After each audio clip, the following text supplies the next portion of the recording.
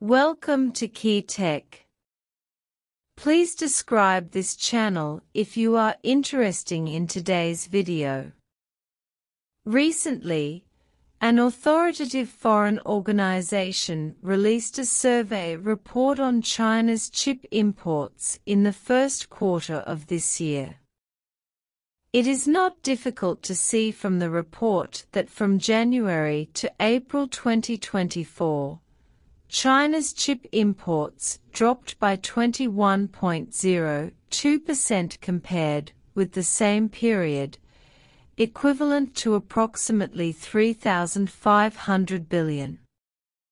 In other words, Chinese companies cut orders for nearly 350 billion yuan in imported chips in the first quarter of this year.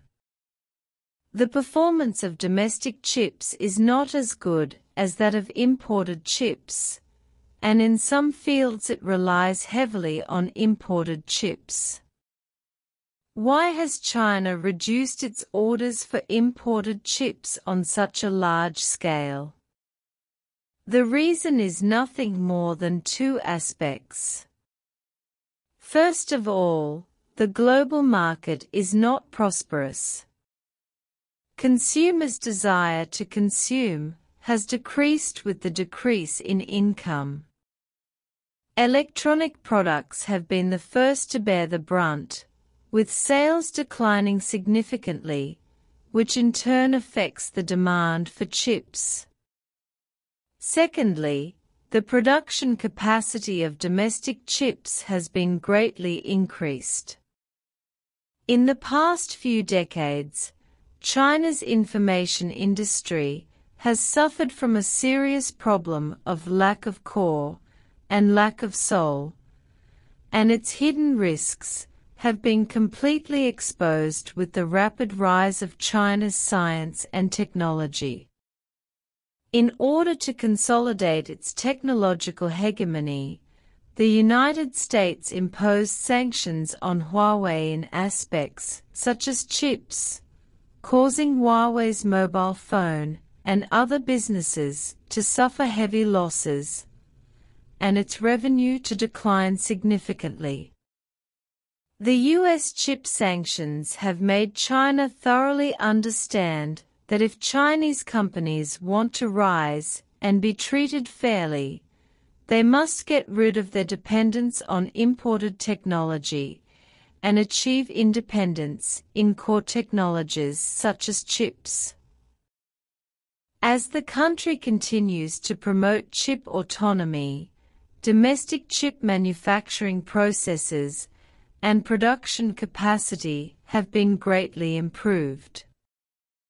According to relevant information, China has the ability to manufacture 5 nanometers chips, and its chip self-sufficiency rate has exceeded 35%. Chinese companies' drastic cuts in orders have caused heavy losses to U.S. chip companies such as Qualcomm and AMD. Since the outbreak of the Cold War, the cumulative economic losses have reached $2.8 trillion. Many semiconductor companies such as Xilinx are very dependent on Huawei and other Chinese companies. Bankruptcy: nearly 700 American technology companies were forced to lay off employees, and more than 500,000 people lost their jobs. It is not difficult to see from the experiences of U.S. semiconductor companies that the rise of domestic chips has caused huge backlash to U.S. chip companies. The U.S. media even lamented that China is getting serious. American media stated that Chinese companies have always relied heavily on Meishan. Although they are interested in developing domestic chips, they are limited by technology, equipment, and other issues, and are unable to do so. But it is precisely for this reason that the United States and the West believe that Chinese companies cannot produce chips on their own, giving Biden and others the illusion that they can successfully suppress Chinese companies such as Huawei with chips. But judging from the current development trend of Chinese chips, as long as China is serious about it, there is nothing impossible, and chips will not become a stumbling block on the rise of China's science and technology. In fact, at the beginning of the chip war between China and the United States, Dali Wen, an academician of the National Academy of Sciences, issued a serious warning, clearly stating that China will be able to localize chips in the next few years and completely break the U.S. chip hegemony. By then, U.S. companies will again it becomes very difficult to use chips to make money from Chinese companies. As academician Dali Wen said, with the efforts of 1.4 billion Chinese people, Chinese chips are rising at an alarming rate. Before long, Maishan will be like cabbage on the street in the Chinese market, and no one wants it. It is undeniable that the performance of current domestic chips is not as good as that of Maishan. Even the most powerful Kirin 9010 chip is not yet among the first echelon of the industry.